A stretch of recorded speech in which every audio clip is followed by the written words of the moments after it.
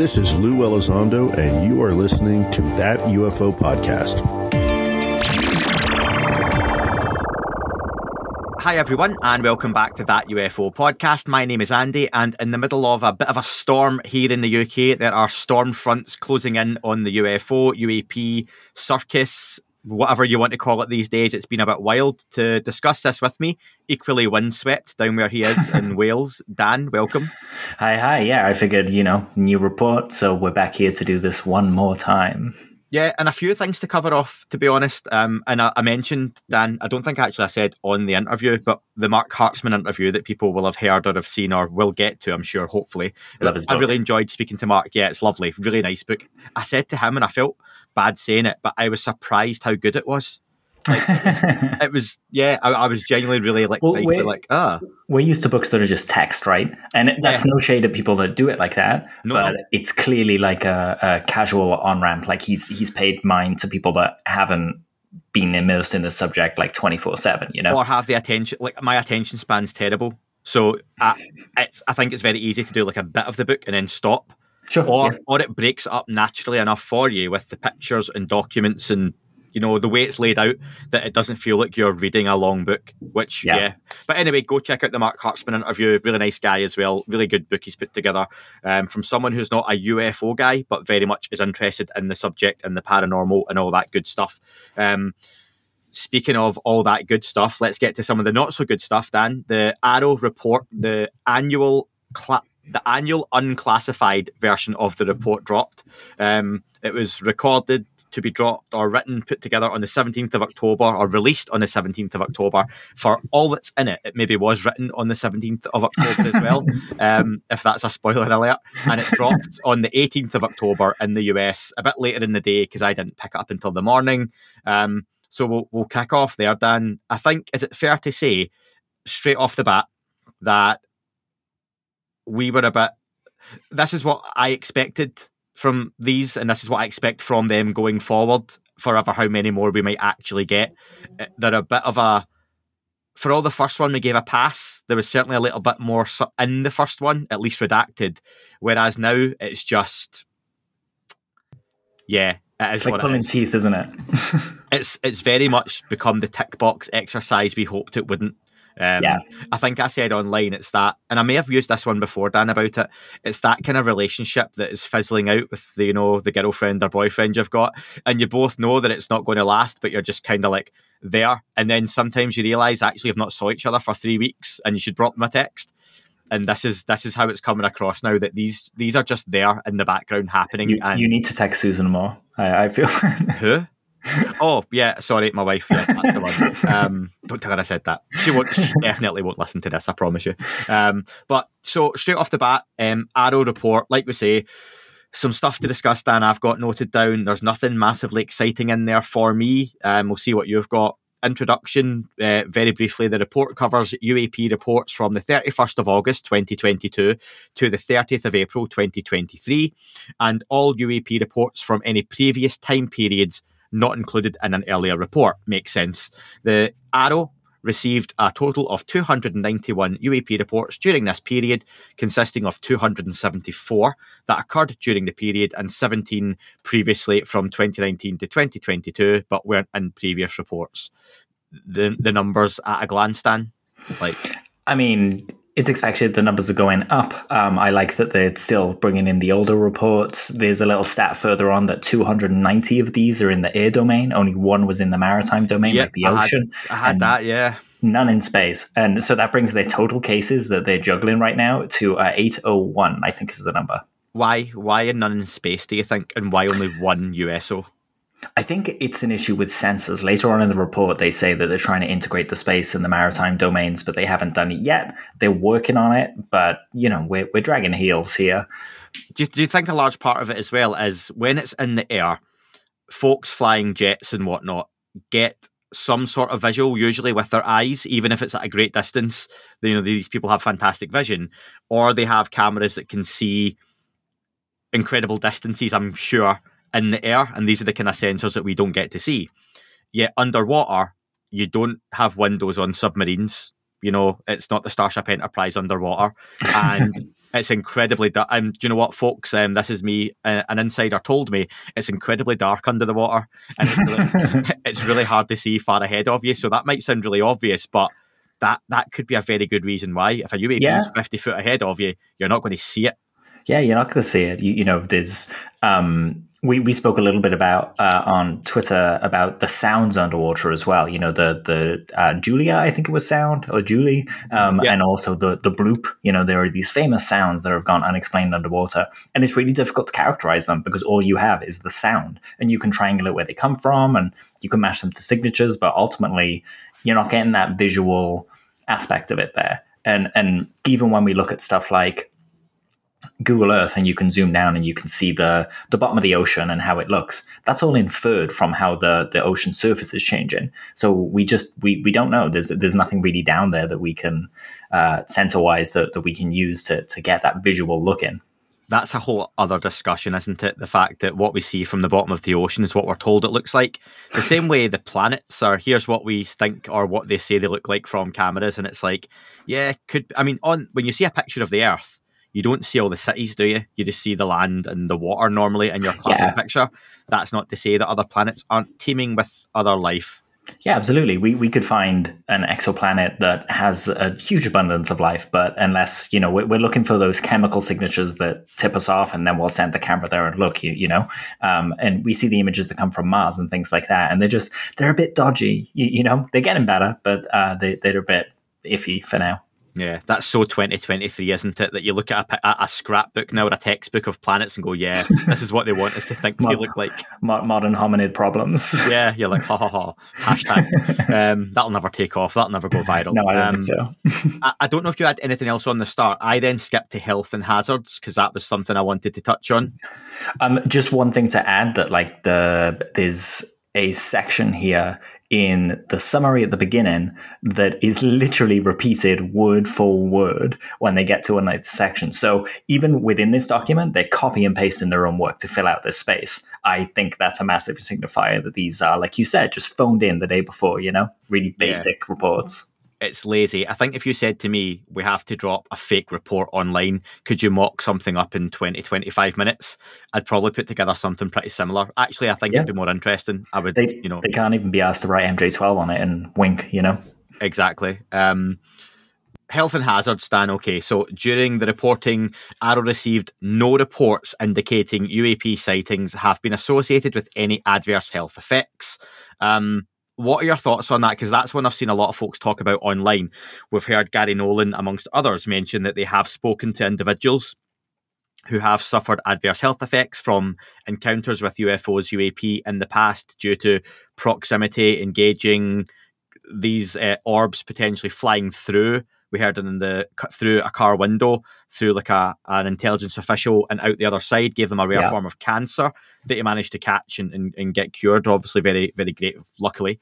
But for me, do you think they would? I think if they put something in there to say that there was a case of one of these things causing an issue, it would open up too much discussion and debate.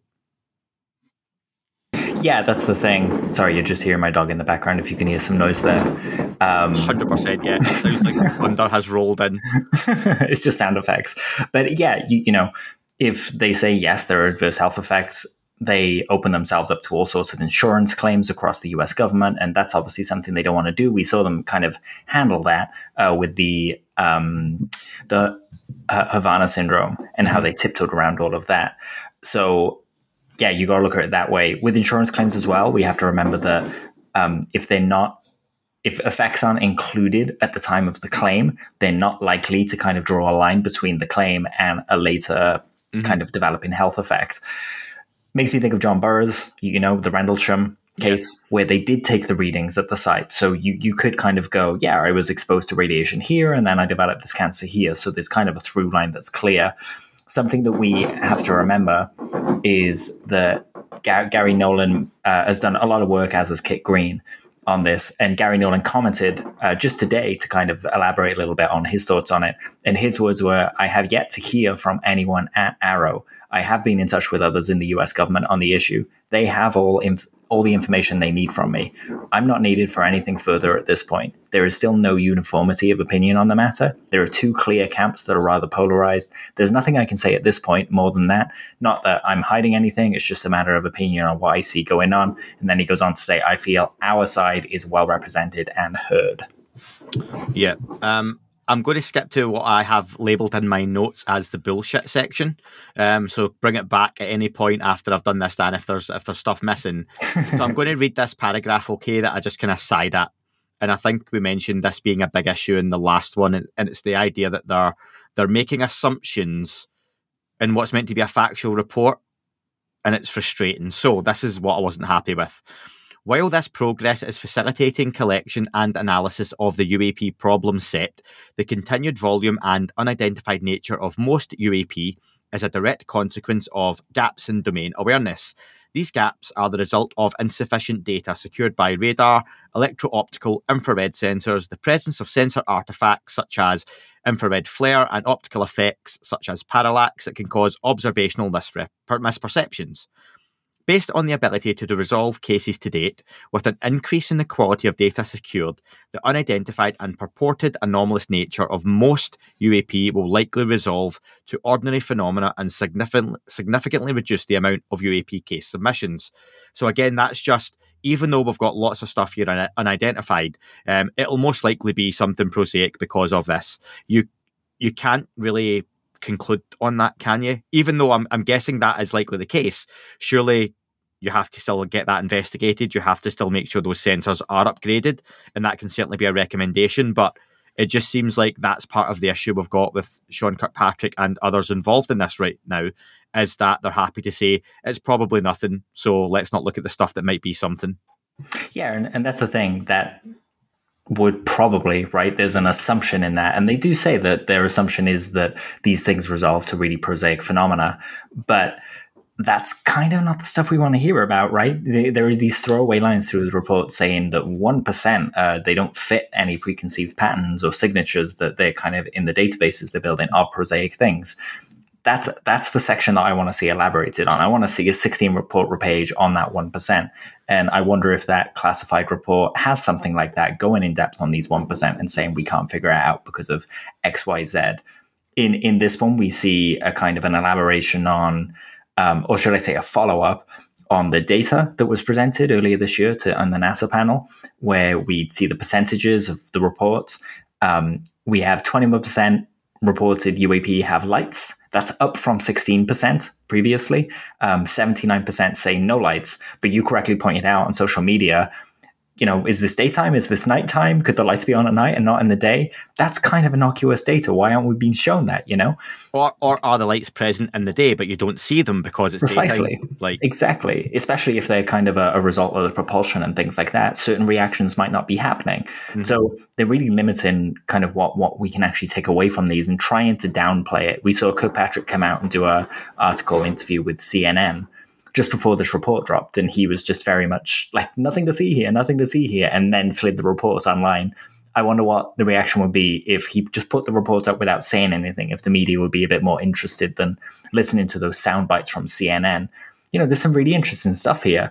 For example, last time we didn't have the statistic that 53%, that's over half of UAP sightings, are not reported. I mean, one, if they're not reported, I'd love to see how they got that data, but that's a hell of a lot. Yeah, that's in the shape. The shape hasn't reported yet. Yeah, sure. So they don't include those kind of things. Then we have the change in the spheres stuff. So spheres, they were 47% of the information, the reports, on April 17th, 2023. Now that's down to 25%. Irregular shapes are 6%. Ambiguous sensor contact, whatever that means, is 5% now, down from 19%. Oval shapes are 4%. That's up from 3%. Discs, 2%, that's the same. Rectangles, 2%, that's up from 1%. Triangles are 1%, down from 2%, and cylinders are 1%, down from 2%. So you're having these changes in data and really not much analysis on, I had to put those comparisons together. You would think that they would put those comparisons together and kind of say, and I think that's because the FAA data is being included here. Yep. We can compare the map that's included in this report as well to the previous one. And there are new blotches kind of all across America, for one, which I think is the commercial stuff, but also Alaska, has a little blob off the coast in the ocean, as does the Pacific, the North Pacific, and the Indian Ocean. Whereas last time... Just on that, you're talking about the world, and this is figure 4, yes. The world map illustrating geographic distribution of UAP reports. So basically where they're reported from. Yeah, exactly. And the stark thing there to me that I was just like, last time, obviously in April, we just had the shootdowns. So there in Alaska, we have that little blob kind of signifying that the UAP was reported in Alaska. That's gone now. Did they resolve that? Are they going to tell us what that was that they shot down in Alaska? Or are they just going to keep pretending that it didn't happen? It's little things like this that just, it's easy to see why people are frustrated with these reports when they're just trying to do these things in plain sight and just essentially gaslight people. That's what it feels like, right? Anything in the fact that this map confirms flat Earth theory to you? No, it doesn't. It's on a 2D page. Just the way it's represented. A very slight curve, and you fall to the bottom. So yeah, it's very much lacking. And like you say, Dan, I think you've done more comparison within that than they've put an effort into the report itself.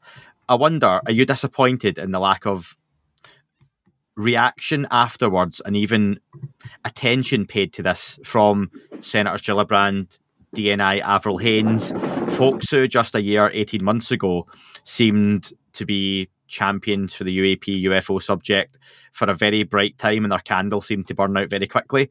Is that just a case of things have moved on in the world and they're more involved in other stuff? Is it just they're no longer interested? Have they been dissuaded? I don't know where you sit with that. Well, we're kind of seeing a passing of the candle to people like Tim Burchett and Luna and people like that who are developing this UAP caucus, and they've been pushing for the meetings in the SCIF with David Grush, which we've just had confirmed. On I think it's the DoD IG is going to facilitate a meeting on the 26th of October. The intelligence community IG is doing the November 16th. So that's going to be really interesting. But I wonder if people like Gillibrand are kind of stepping off the accelerator a bit because this stuff is happening and because people are pushing. But it is disappointing to not see her kind of go, you know what? When we talk about transparency, we're talking about transparency with the public. And you guys really aren't playing ball here. The line they seem to toe is that NatSec issue or national security issue. But they're not really talking to the people who are going to be affected, i.e. the person that filmed the Chinese spy balloon and found it for the America, it got through their filters and systems. If those people aren't informed, then we're going to miss things, right? There's big holes in their defenses. A good place to bring in a couple of things there. The first one, Dan, though, you posted online, and a few people had, sorry, it wasn't exclusively to you, but I first saw it when you done it. The video from 2022 of the US military aircraft being buzzed, as they say, by a Chinese fighter jet. So basically US and Chinese military both in the air, and the Chinese jet seemed to be just toying with the US jet. That it flew across it and caused a bit of a wake, a bit of turbulence. It flashed some flares at it from a distance of 900 feet, which is pretty close in aviation terms. And it got close enough. We've got this beautiful HD video, don't we, of the jet flying right next to it. I love that you screenshot and showed, look, you can see occupants. You can see the guys like cheeks under the mask and the helmet and, that typical fighter jet pilot look we're used to seeing. And it's like all the times we ask for that sort of clarity of quality of picture, it's like, okay, if the tic-tac, the gimbal and the go fast are nothing at all worth, if it's just foreign tech, then you know what, stick it online, let's see it.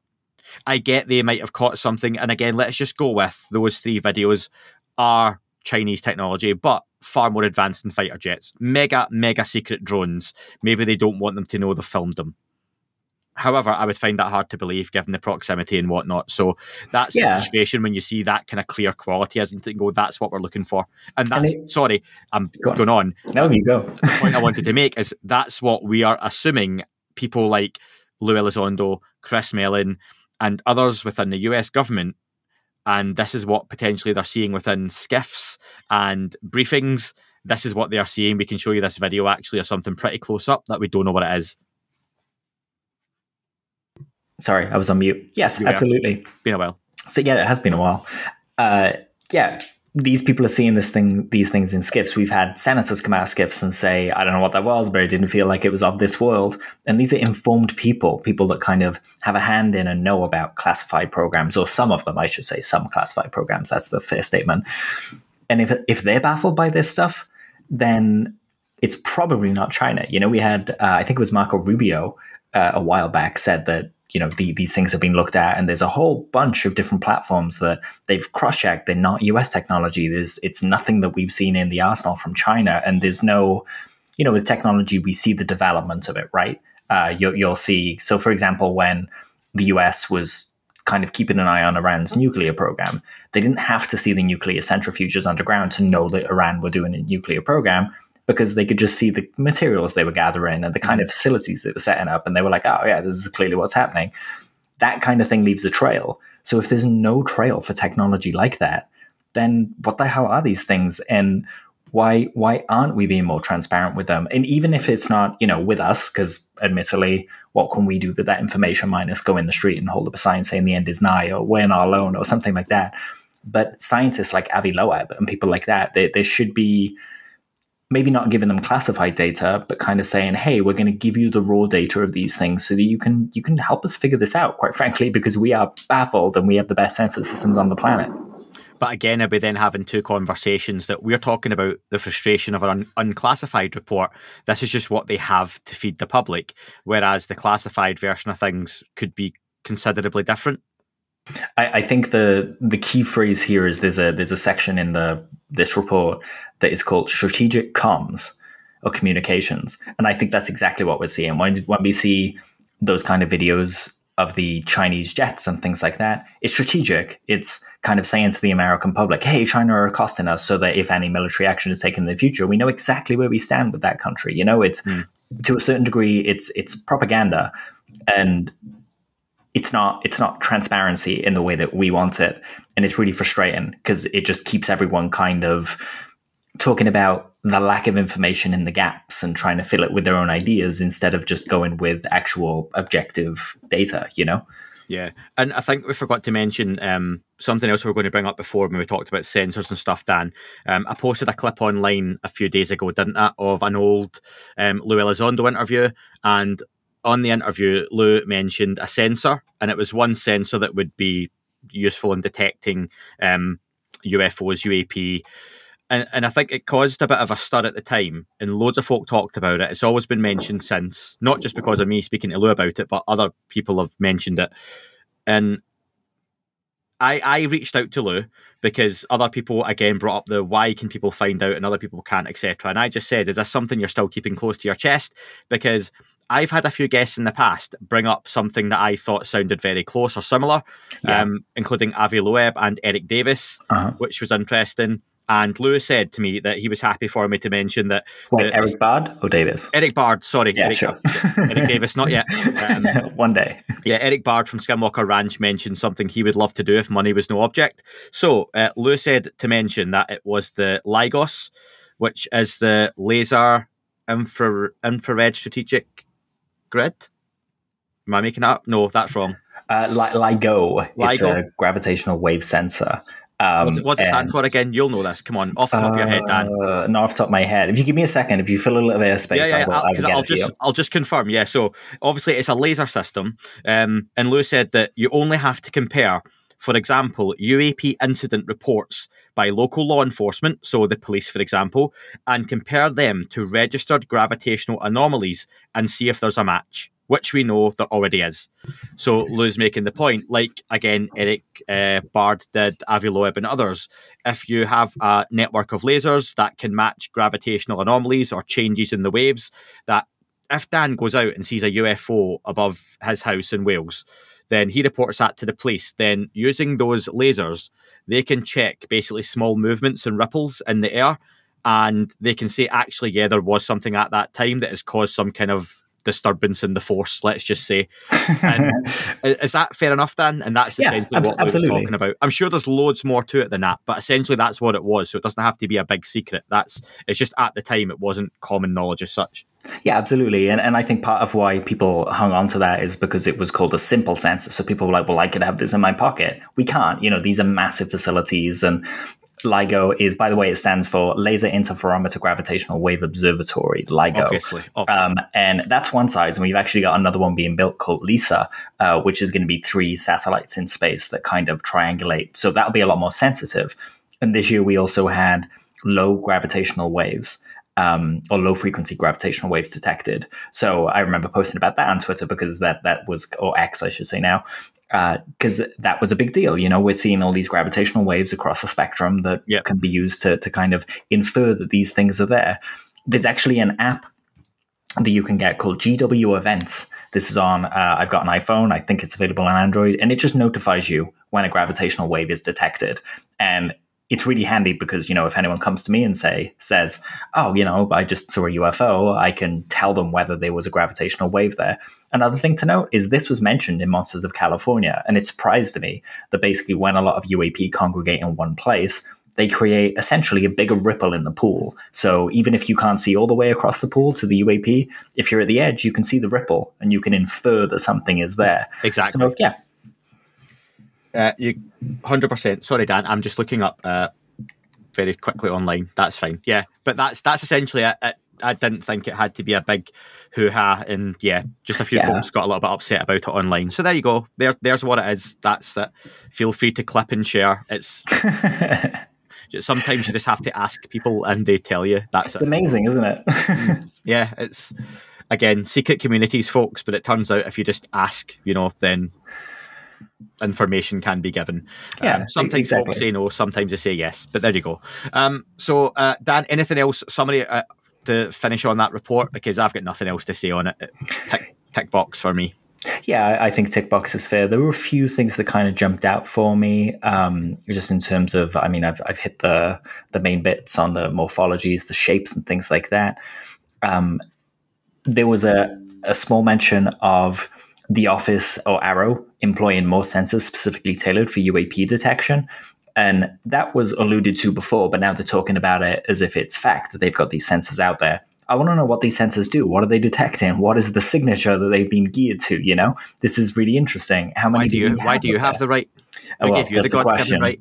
I might not have the need to know, but as a science nerd, I'd love to know. And I hope that people like Avi Loeb are being told, because they're deploying sensors, and it would be really helpful if they could include something that is known to pick them up.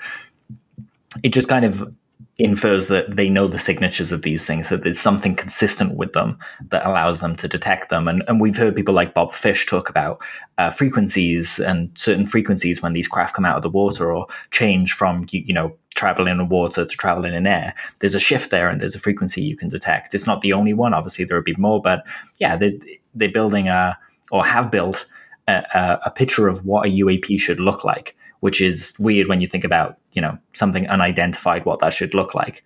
There's clearly something consistent in this 1% of anomalies that are repeatedly the same thing. So, let's have a bit of conversation there. We also had the strategic communication section talked about declassification, and the AARO successfully exercised its process for declassifying data and full motion videos for the hearing. They say this process is complicated, that it's a synchronized effort that includes various stakeholders, but they're working to standardize and make it routine. So hopefully we should see a bit more transparency there. I'm not hopeful, though, to be honest. I want to see it. I hold out hope, but based on the way this is going, it's a bit disappointing. There's a little section called the way forward that kind of talks about things they should do in the future. Specifically in this, the area of interest for me is the space and maritime domains. I mentioned this a little bit earlier, that they're trying to kind of get those processes in place for, ship captains and astronauts to report these things in a timely manner. Again, if these UAP sensors are on satellites, they're going to be able to pick things up outside the atmosphere, and we need to be able to do that in a timely manner. Let's chuck one on every Starlink. I'm sure Elon Musk would love a Nobel Prize for getting the first up-close footage of a UAP. We also have an example of a case closure report, and that's the first that we've seen. It includes key findings, it includes an intelligence assessment, a separate science and tech assessment, case essentials, and comparison to known data like flight paths and satellites and things like that. But there's also a weirdly small chunk on that's redacted. It's a small black triangle at the end of the first page. I'm just like, what could possibly be there that's so touchy, Did you just say aliens? I don't know. It could say anything. Although I would like to see, for parity, an example of case still opened, but one that's intriguing and interesting. Yes, exactly. That would be fair, right? Like, this is what a case close looks like. This is what an ongoing case looks like. So yeah, that transparency is there. Then we have there's the glossary at the end of it, the report, and there are a couple of interesting things in there. So they define a space UAP and a seaborne UAP finally. And the space UAP is anything above the Kármán line, which is fair. That's a common transition to space. There's no hard line. It's just the atmosphere gets thinner. So 100 kilometers above the mean sea level of the planet, that's space. Seaborne is below that mean sea level, air is between the two. There's a UAP objects and material definition there that mentions corporeal artifacts of UAP, which kind of piqued my interest. Corporeal is usually used to kind of talk about related to a person's body or spirit. And I'm just like, what the hell's that doing there? Like, it's a really curious word to use. And they always have these little throwaway words in that kind of make you go, huh? Like, why? Like biologics, like, there were some in the last report as well. It's odd. We also have the definition of UAP engagement, which says bringing UAP under kinetic or non-kinetic fire to deny, disrupt, or destroy the phenomena and or its objects. UAP engagement is nowhere to be found in the document we're seeing. So I guess that's in the classified version. Yeah. Are they talking about firing? Because kinetic and non-kinetic, that's just firing bullets or using something like an EM wave. Shootdowns. Exactly my thought. So maybe that's a clue to what's in this kind of classified report.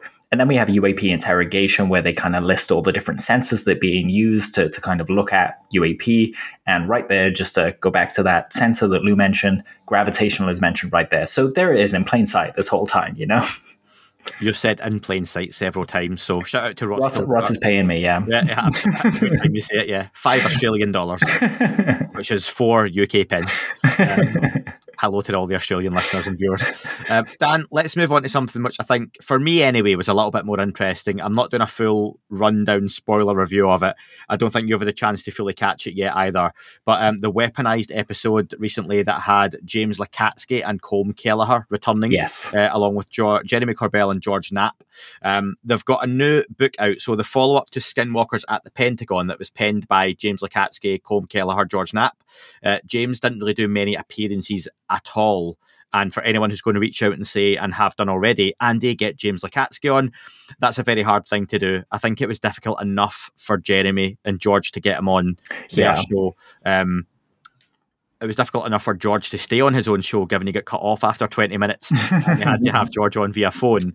But yeah, the new book they've got is Inside the Government Covert UFO Program, Initial Revelations. So I very much suggest people go and watch this one. Don't listen to it.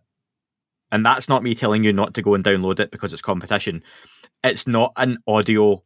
It's not a discussion for audio. This is one you have to watch for a few reasons, okay? I'll get to that. But definitely, if you're going to check it out, and you should, do it via YouTube, because there's various reasons for that, all right? James Lacatski, for those who aren't familiar or maybe newer to the subject, is James T. Lacatski. He was the Defense Intelligence Agency Program Manager and the Contracting Officer Representative, Security Coordinator and Counter Intel Coordinator for AAWSAP, the Advanced Aerospace Weapon System Applications Program, which we all know by now was the $22 million UFO research effort. James Lacatski was also referred to as Lue Elizondo's boss for a while, wasn't he? That was something that was... Yeah, that's right. Yeah, and then Lue seemed to take over from that. I 100% understand there seems to still be a grey area amongst the timeline in the middle of that and when things changed. And I think until you got James and Lue Elizondo on the same show or the same discussion to clear that up, and even then, I don't think, Dan, it would get cleared up. Do you agree with me that if the two of us talked about it, I reckon there would be enough something there that it would be like, wait a minute, okay, so when did it end and finish and who did take over from... It sounds like there's something there that just with the nature of these things, that's the way it is, yeah? Yeah, and I mean, I could tell you I'm going to the shop, and in 5 days you'd be like, oh, Dan went to the shop at 5, and it's actually 6:05. You know, like these things happen. Yeah. It doesn't mean that there's any malintent or anyone's lying or stuff like that. Just there's a little bit of crossover. we heard in Lue's IG complaint a kind of definitive version from him where apparently AAWSAP was handed over to him. Within 24 hours, he ended AAWSAP and embraced the military side of it for ATIP. That for me seems to be the definitive one, but definitive is very ropey in that sentence. It's do a lot of heavy lifting. Yeah, I'm not too fussed on that at the minute, personally. I don't think most folks are. I get the folks who love the detail. There's something there for them. Go for it. Yeah, that'd be great to find that out, and it'd be interesting to me. But so the main thing was James Lacatski and Corbell Kelleher joined Jeremy Corbell, George Knapp on episode 38 of Weaponized. It seems it got a reputation very quickly, so I didn't get to catch it. It premieres normally about 8 a.m. in the UK, 12 p.m. midnight in the US. So you can wake up to it, but I've been really busy at work the last few weeks in the office and didn't get to catch it till later in the day. I logged on to social media, Twitter, X, whatever you want to call it, and could see a lot of folks talking about it. People were frustrated. Yeah. People in the Discord chat were messaging about saying they were frustrated, and James Lacatski came across a certain way. So it's become a little bit infamous. So I was really interested when I went to watch it why that reaction was. And I'll be really honest, Dan, early on, and I do want you to get to watch it, by the way. I'm sure you will. Yeah, absolutely. I've got it open on a tab. I'll get to it. I'm intrigued on your take. Early on, I don't think it's as bad as people made out. Okay. I got the impression some of the complaints were around James Lacatski talking over Jeremy Corbell. As somebody who has in the past used Zoom, I don't know how much of that was 4 people being on a call with connection issues and there being a slight lag. We've had that, haven't we? Like it'll sound like we're talking over each other, but it's not. It's just we're a second out, so it looks like we are. 100%. And that's something that can happen with Zoom. Again, depending on where they are in connection strength and speed. I get the impression a little bit of it was just James Lacatski's... as I say that, Dan's camera's gone off. Are you still there, Dan? And any audio? Will I talk for a second? Dan, I don't know how much of that potentially was down to James Lacatski's character, and I don't know if that even character's the right word, in the sense that he's older and he seemed to just want to answer the question. If I was going to ask you a question, Dan, are you okay with that? But when I say, are you okay with that, I'm going to ask you a second question afterwards. And even then, before you answer that second question, Dan, here's a third question. That's the way some of the stuff was being phrased. Not wrongly. Okay. That's just, and I felt James was coming in and answering that first question straight away. And this is going to sound like I'm sticking up for him, and some people might disagree. But I got the feeling that when he spoke, and do you get this, Dan, sometimes on software, when you speak, the other person's audio can stop? And I got the impression sometimes, not always, but he wasn't hearing Jeremy speaking when he started talking. So, and I just don't think he's particularly adept at using Zoom. Honestly, I got the feeling early on going, this isn't as big an attitude problem as people have made out, right? So I think at least a bit of it was down to that. Not to say that it doesn't become a bit awkward and flustery as the conversation goes along. But I'll get to that, right? A few things, and again, folks, this isn't a full review of that. Go listen to Weaponized. Go watch it. Go watch it. I would say don't listen, because you'll get more out of watching this one. I think that'll make sense when you watch it as well. I could see how if people have listened to the audio only, it'll give them a certain impression. Sure. And it does get a bit messy, but the video helps clear that up. So more data gives people a better picture of what happens. Absolutely, yeah. As we've just seen in the previous report, Dan. I'm sure that's what you were referencing. It was, yeah. So Lacatski mentions AAWSAP was for UFOs and paranormal research, and it's important to remember that they were both being looked at along the same time, and the link between them. He says they completed a 5-year project in 2 years, and it looked at the links between both the UFO and the paranormal phenomenon. Folks, if you're getting a little bit of you're aware of some cutting happening here in and out, as me and Dan talk about people having issues with connectivity, the weather, I think, is playing havoc with some of the signals and connections we're having. So it's cut off a few times. So we're doing our best here, 40 minutes in. But what I was saying, Dan, previously, just when you cut off again, is that James Lacatski mentioned AAWSAP was for UFO and paranormal research. That's what the contract was, that they could be linked. He said they completed a 5-year project in 2 years. I believe $10 million the first year, $12 million the second year. That's where the $22 million comes from. a really interesting edit I've not seen anyone pick up on, but again, just the way I was watching it, and again, if you watch, I don't think you would have on audio. He mentions Axelrod. He says, talking about the book, and when we mention Axelrod, there's a very quick cut, and it's definitely there's a jump. So something's been cut out, and then he says, or Lue Elizondo. I reckon he said a name there that they've taken out. Yes. So if you want to go pure conspiracy theory on that, feel free. But if you watch that little bit near the start, he mentions Axelrod, and then you see the cut. There's been an edit, and I think he's taken something out. That's a good shout. And let's, people cut out the bit about the censor and ask the questions. So cut that bit out, and let's ask the question to Jeremy, and let's find out, was that cut because the name was mentioned that shouldn't be mentioned? Yeah. Clear up. A few other notes I've got here. So something that made me think straight away was, given his role and what he's done within government, and no doubt a substantial salary, I doubt James Lacatski especially is in UFO books for the payout. I don't think, even let's say he made $25,000, which I don't think they will, even for 3 of them, even with a successful UFO book, I just don't think that's what they would make. I couldn't see him being bothered to do it. It would seem strange, but I could be wrong, but just my impression, I'm like, I don't see this guy being in it for the money.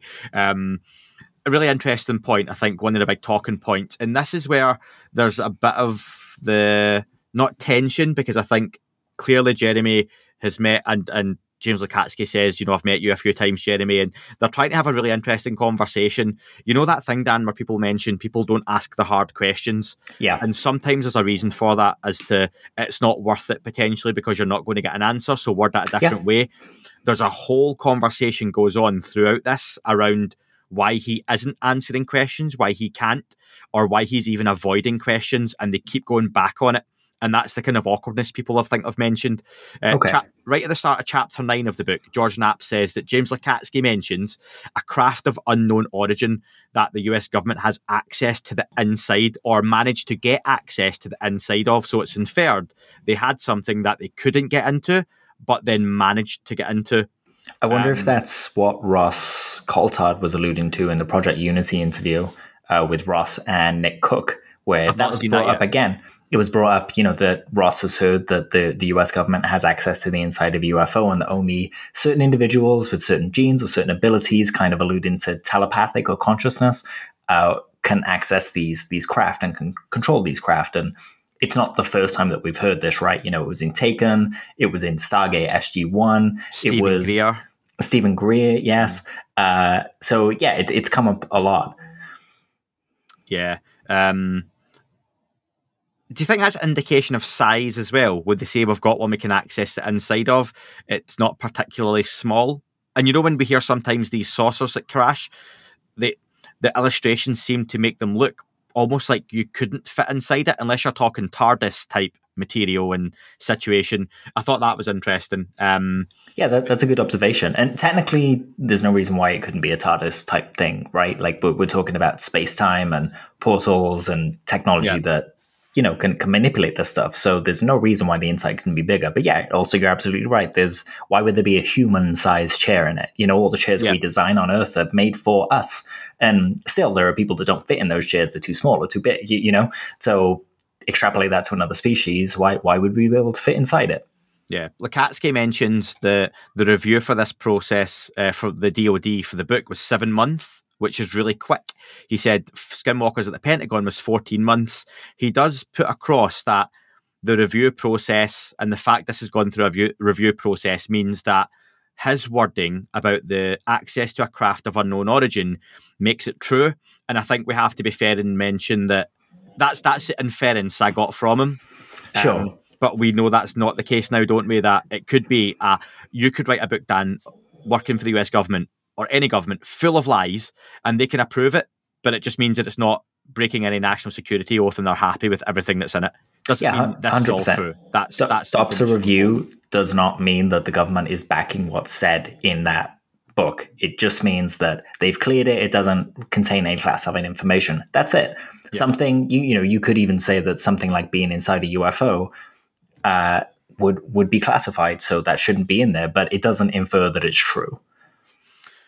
Thinking, Dan, you know, in the Matrix, when they get inside the Matrix by being plugged into it, but they're not actually there. What if that's how they get inside some of these things? That it's like they're lying in bed, asleep, unconscious, or in a bed, and that's a different conversation. Yeah, absolutely. It makes me think of Independence Day. You know, we've had this here, and it's just woken up. It's a pretty exciting day. That's not what I call exciting. Turned up, all the gizmos and gadgets just turned on. Precisely.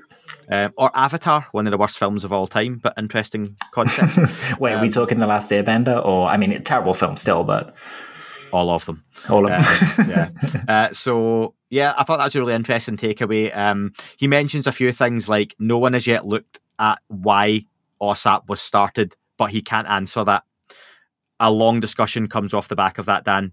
Right at the beginning of this book, it says that it's dedicated to Robert Bigelow and Harry Reid. Yeah. Why it was started, I would say, is because Harry Reid and Daniel Inouye and another senator, I'm forgetting their name, unfortunately, but I know who you mean. They championed it, right? That's why I would say it got started. So I'd be very curious if it wasn't. That's not what's being inferred, as in he made it out that there was reason or reasons this program happened. Not that a few people wanted it to happen. That would be how it came to be. He made out that it started for reasons, but he couldn't go into it. And again, at this point, George had been cut off the connection, and Jeremy literally had to sit with his phone like this, and with George on speaker for the rest of the interview. Monday wonders. Technology. There comes a point where Colm is just sitting watching James Lacatski and Jeremy go back and forward. But Andy, iPhones are really, modern day phones are really advanced. Why would they not work? Why would computers not work? Almost like they're not infallible. Yeah. I get there's folks have said, Dan, and it's just my opinion, and I've not seen the entire thing. I watched most of it and was going back and forward on it, trying to take notes. But for me, that the issue is, sorry, I'm just getting a call through on my Mac, and that's not happened before. Did you still hear everything I said there?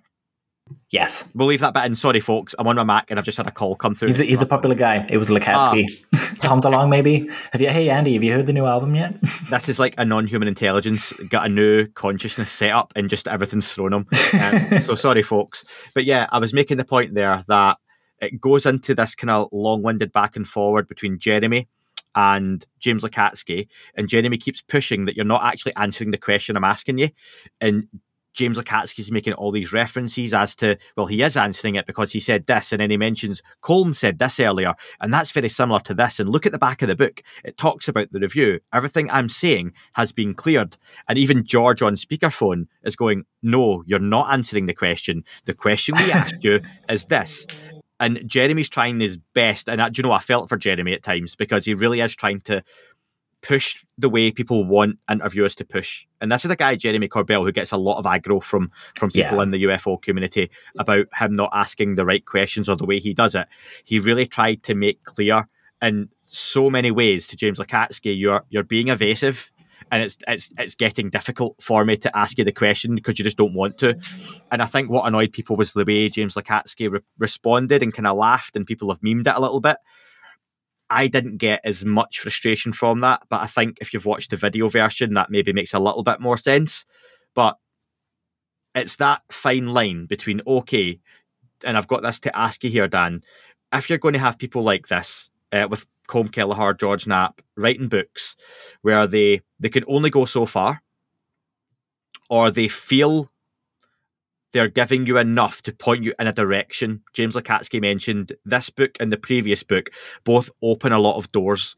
And while he can't give the answers, these are almost directions as to where to look. And he feels people are missing the point on that.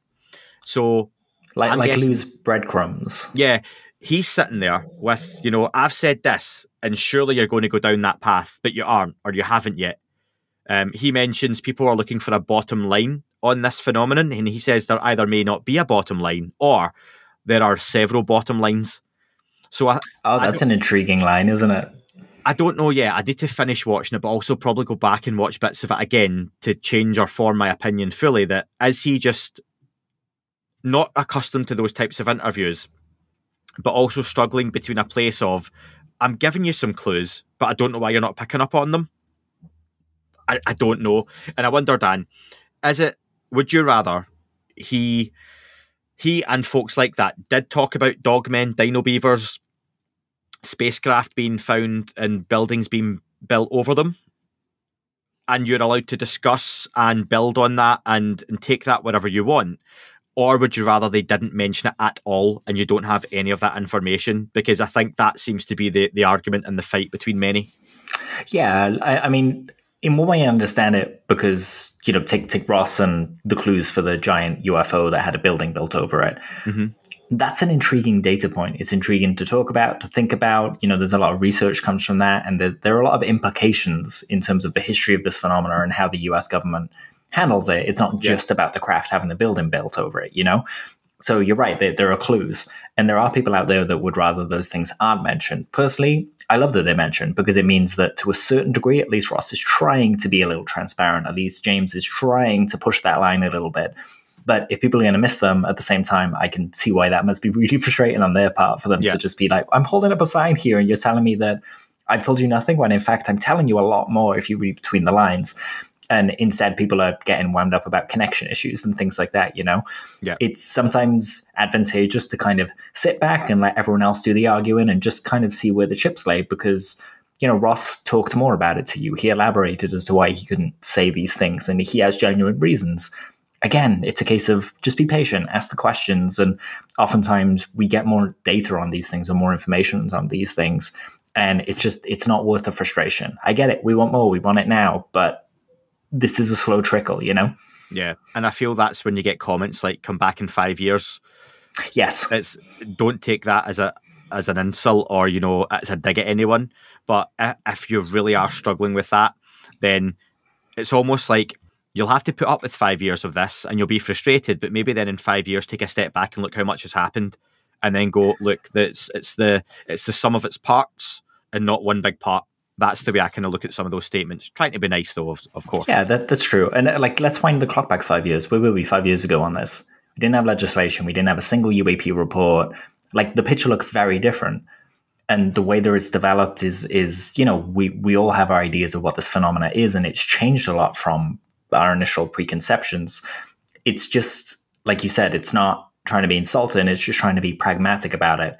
Maybe if you step back and then you come back in 5 years, you're going to see there's the pile of information you've got to go through instead of just one interview every month that can get frustrating, Yeah, that's it. The last comment I want to talk about is he mentions, tantalizingly, speaking of speculation, if full human capabilities were known to us right now, this is something we wouldn't need to fear.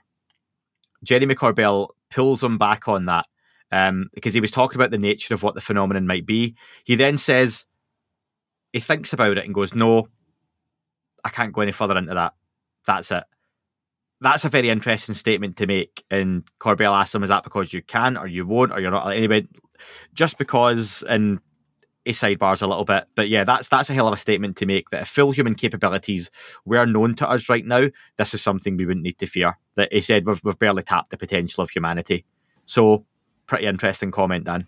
Yeah, really interesting. Lacatski was the guy that at Skinwalker, he saw that shape in the air in the kitchen, and the phenomena seemed to becken to him to come do the work. That was like the tubular bell. Tubular bells, yeah, exactly. Yeah. It seemed to kind of go, there's something here that you want to kind of, look into.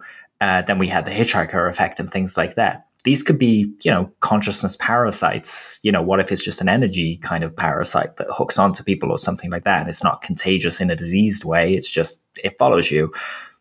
That also makes me think of things like remote viewing and things like that, where it's not magic. There's a process to it, and it's a natural ability.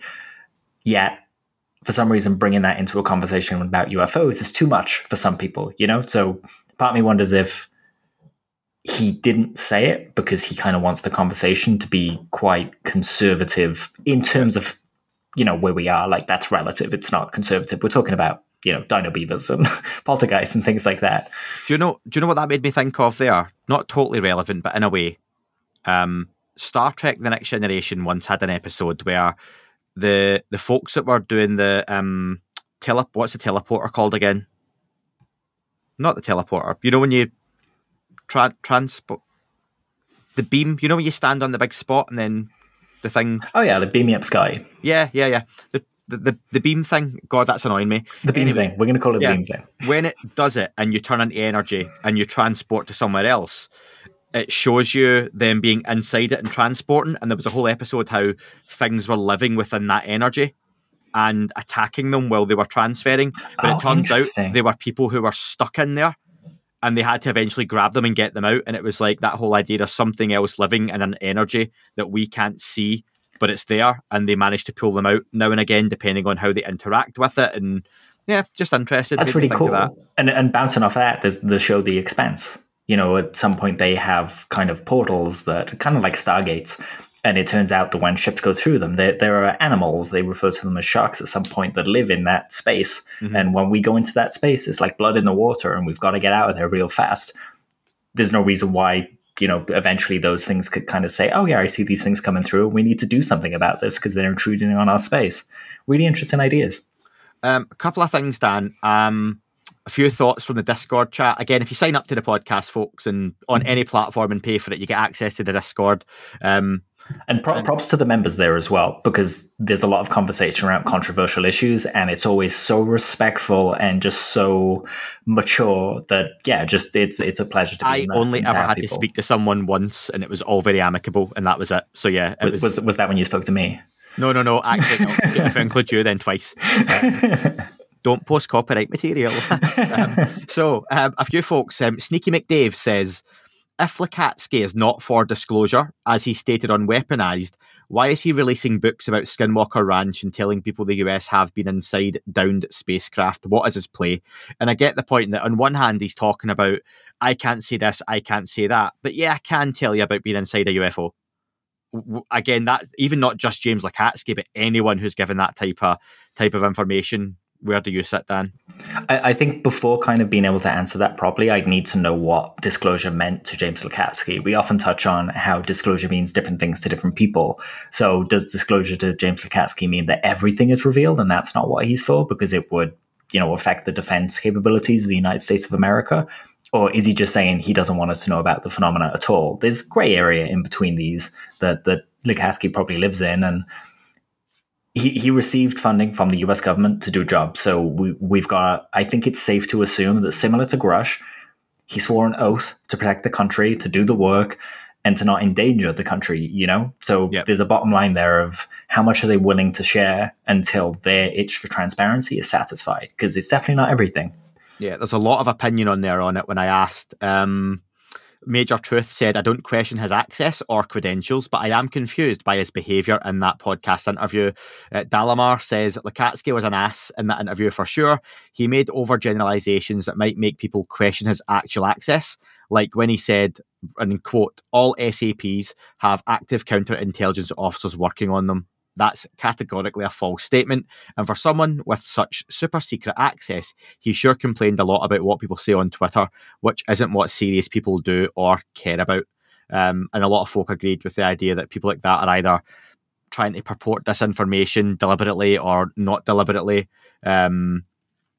Sneaky McDave says it's almost like he's trying to disrupt things with his comments about falsified documents, something a good counterintelligence agent would do.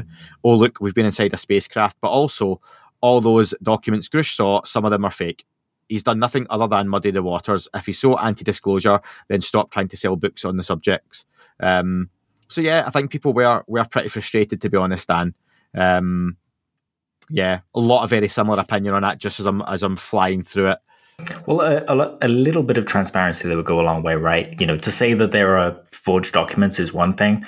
To say, hey, this specific document might not be what Grush said it was, that's only one little part of what Grush did. He didn't, you know, his case isn't built on one document or one person. It's built on interviews over 4 years, 40 people, lots of documents.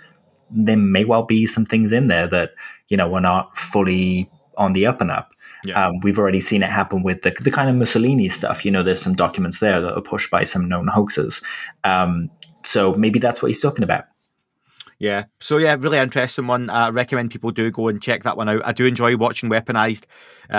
It's one of the few podcasts that I try and catch as much of as I can, along with Need to Know on the subject. So yeah, good stuff. And very much one, folks, like I say, if you can, go and watch the YouTube Plenty of clips of it online, but I think it's always fair to go to the original source because those guys put the effort in to make it, whether you like it or not. Go and give them the credit for it at least and share your opinion, which they're always happy with. Dan, final thing I want to ask you though, have you seen much on the Brazil stuff, which is still ongoing? I saw there was a post from Ronnie Vernet about an interview, right? I saw you replied to him, you retweeted it, but go ahead. Yeah, so he tweeted, it was about 12 hours ago, he just obtained audio from a community teacher who witnessed strange invisible-like beings that entered his house and his father's house last week near the Tabatinga in Amazonas state. It's an epicenter of the current wave of cases in Brazil. And while there's some audio from it, saying they ran after a being 2 or 3 times, couldn't shoot him, too fast, there's still a lot of this stuff persisting. There still seems to be something's going on out there. I don't have any more to say on that, Dan, other than it's interesting. Ronnie Vernet, I recommend if you follow at Ronnie, it's RONY, and then Vernet, VERNET. Ronnie's a journalist based out in Brazil. I've had him on the podcast before, and it's one he's keeping on top of. There's a lot of stuff happened. There's interactive maps of where things have happened. It's a strange one because I've seen a few folks saying, well, just get out there and research it and investigate it. I was like, well, I can't just hop on a plane to Brazil for a start. I don't think many of us can, but you've got someone out there doing the work. But also I seen when he asked for some support and funding for it, people criticised that, but then other folks are like, get on with it and do the work. It's like, well, he is out there doing it, so at least follow him and have a look at it, ask some questions, and maybe that'll help out. I don't know what is or isn't going on out there, Dan. Are local communities in Brazil being attacked or pestered by some kind of non-human intelligence? Is it something else? I don't know. Is it one you're keeping much of an eye on at all? Yeah, I'm keeping an eye on it as it goes. It's like you say, it's hard to judge, right? We don't have access to these things. We don't have access to the data. We know how myths form around that game of telephone with stories and information. This might be that. It might not be that. The fair thing to do is just let the plate keep spinning as an unknown and keep paying attention. Ronnie's fairly discerning. So the fact that for me, the fact that it's coming from him, for me, brings some credence to these stories. But I'm really curious what they're seeing. And, I would love to pop out there and just hole up in one of those villages and see, would I get attacked by invisible folk? But I don't know. And do I really want to put myself in that position as well, right? Absolutely. Well, before any invisible folk cut us off again, Dan, for the third time, and we both go and do our separate editing, thank you very much for joining me on this recording. Thank you, as always, a pleasure. And thanks to everyone who checked out the Monsters in California bonus review that we put on the YouTube and all the audio platforms. That's just for folks who pay. It's a kind of full movie review, but also we talk about some of the Easter eggs and spoilers in there as well, of a movie that got mixed reactions from folks, but there's plenty of Easter eggs in there in conversation that if you're looking to do that, then crack in. I am also working my way through the Sekret Machines book 2, Dan, currently on audiobook format still, so that can be something we discuss down the line. Yeah, for sure. Elena and I just finished listening to reading together the Sekret Machines book 2. So yeah, I have a bunch of thoughts on it. And I would say go watch Monsters in California, because even if you don't like it as a movie, the fact that it involves ghosts and Bigfoot and UFOs, this phenomenon is all coming together, and it's kind of what Lacatski is talking about and what others are talking about. And there are some real interesting statements in there on human capabilities that Lacatski's comment about full human capabilities make me curious about. We know Tom has access. We know that he's spoken about to people about these things, and that consciousness plays a big part. So maybe there's some clues there, some breadcrumbs. Yeah, and it's always nice to support small, independent millionaire filmmakers like Absolutely. And yeah, just before we go, congratulations to the Blink guys on getting the new album out. I'd recommend, just as a little sidebar, Blink did an interview with Zane Lowe where they talk about how Tom left the band, and that was to do with the UFO stuff. So there are some little tidbits in there that, if you want a full picture of that time, I'd recommend go listen to that, and then listen to the new album. Why not? And pick up one of those Tom was right t-shirts from To The Stars. Yeah, do it. Yeah, I designed those. Bye, folks. That is all for this week's show. Thank you very much for listening. Please remember to leave the podcast a review on your chosen platform. You can like, retweet and subscribe. That would all be very much appreciated. The shows are being uploaded onto YouTube as we speak more and more. You can sign up at patreon.com/That UFO podcast to access the shows ad-free as well. Please get in touch on Twitter, Facebook, Instagram, That UFO podcast. Of course, on Twitter, it's at UFO UAPAM. And again, folks, as always, keep looking up. You never know what you might see.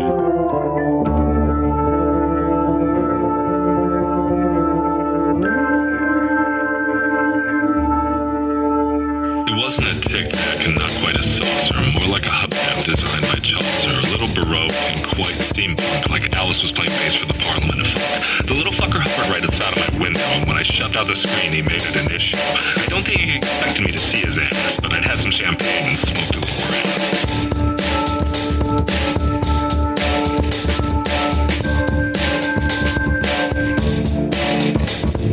Meditative game of Fateful on Meta. You can't imagine how it could have been any better. I got to the top of the stairs and there he was. Like, you awake? I was about to abduct you, cuz.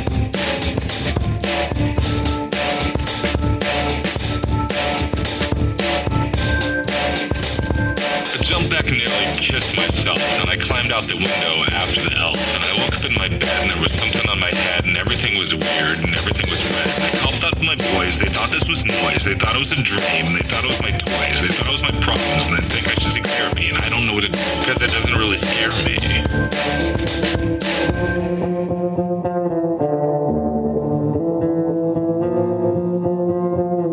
If you really want to know who I think I be, I think it's you and me and us and we and him and her and that and she and that thing over there and what's that, Jake?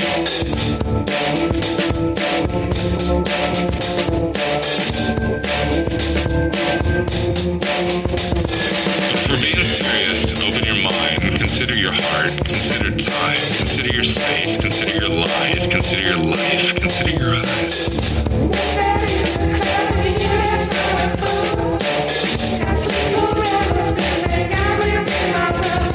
It wasn't a tic-tac and not quite a saucer.